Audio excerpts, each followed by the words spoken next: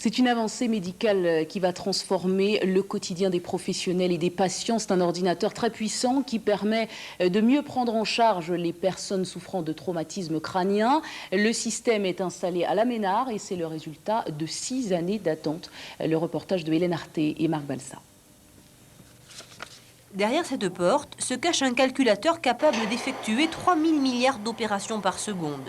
Un ordinateur utilisé jusque-là par l'industrie nucléaire ou la météorologie. Cette machine est 50 fois plus puissante que celle qui a déchiffré le génome humain.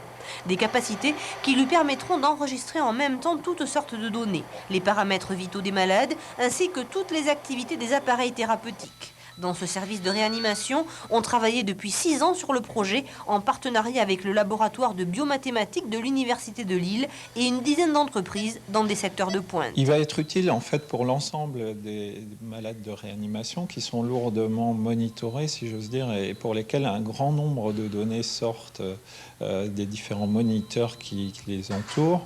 Il faut bien dire aujourd'hui qu'il y a trop d'informations et que humainement c'est difficile de les traiter. Et si le calculateur utilisé est aussi performant, c'est parce qu'il permet d'enregistrer et de stocker des milliards de données qui seront ensuite analysées par un logiciel d'intelligence artificielle capable de les comprendre. Ce prototype installé à la Ménard n'a pas d'équivalence dans le monde. C'est pour le moment un outil destiné à la recherche qui devra faire ses preuves avant d'être utilisé de façon routinière. La machine ne remplacera pas le diagnostic des humains. Je ne pense pas qu'elles prennent des décisions de manière libre, mais en tout cas, elles peuvent au moins les suggérer.